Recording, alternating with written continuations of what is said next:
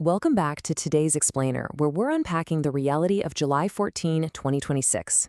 For the past few years, AI has kind of felt like this limitless, unstoppable software boom, right? But today, well, it's slamming headfirst into some really hard physical, economic, and societal limits. We're entering what we're calling the friction phase. So let's look at exactly how AI is hitting reality. Okay, let's dive into this. Just look at this stark warning.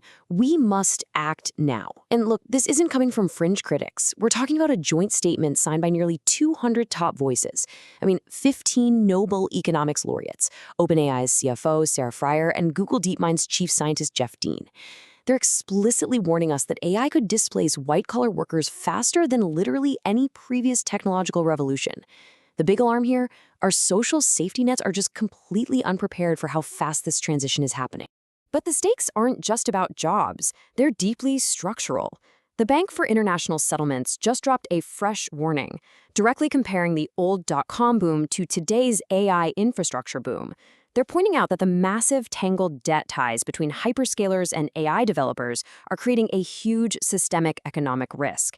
Put simply, if AI productivity gains don't actually justify these absolutely staggering hardware costs, the financial fallout could be, well, historic. Which brings us to part one, hitting the energy wall, the physical limits of compute. Because this friction isn't just financial, it's intensely physical. The industry's hitting severe bottlenecks on the ground, literally right now. Just think about the sheer, jaw-dropping scale of the numbers we're dealing with just to keep this boom going. $40 billion. That is Meta's additional financial commitment to a single data center campus in Louisiana. They're expanding this massive 4,000-acre site for one reason, to pursue their cloud compute business. It's a physical and financial footprint that's almost hard to wrap your head around.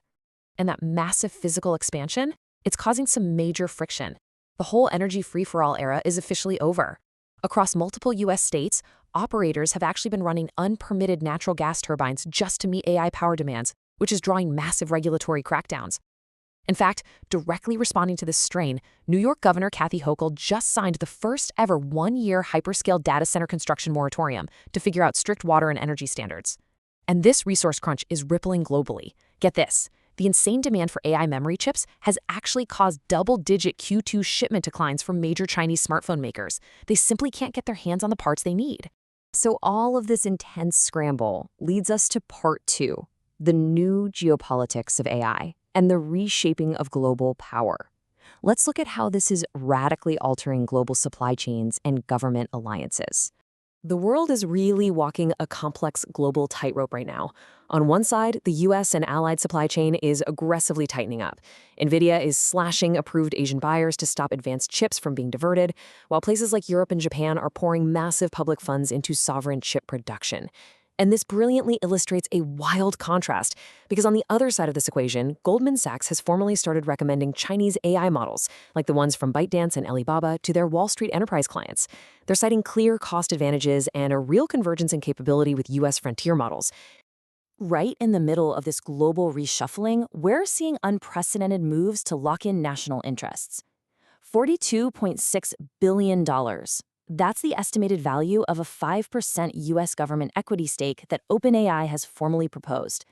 According to reports, Sam Altman actually pitched this idea directly to President Trump, Commerce Secretary Lutnick, and Treasury Secretary Benson. It's a massive overture, happening right ahead of OpenAI's planned September IPO. Okay, let's transition from these high-level geopolitical shifts down to the ground level. For part three, real-world AI fallout, the messy consequences of deployment.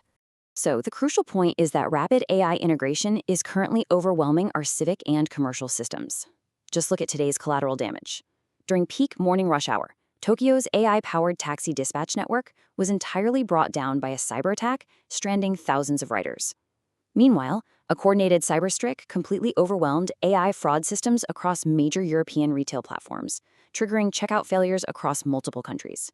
And over in healthcare, researchers just found that consumer AI mental health chatbots are actively undermining professional care, even providing harmful advice to users with eating disorders.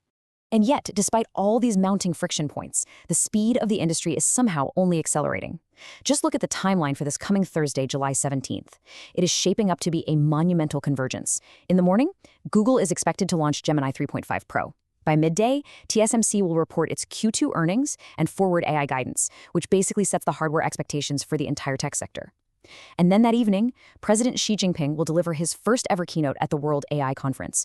3 seismic events, back to back to back, all in a single day. Which leaves us with this final vital question to consider. With innovation rapidly outpacing physical infrastructure, economic safeguards, and regulation, what breaks next? The unstoppable momentum of AI is finally meeting the rigid limits of the real world. How we navigate this friction phase will absolutely define the global economy for years to come. Thanks for joining me for this explainer, and keep your eyes on the horizon.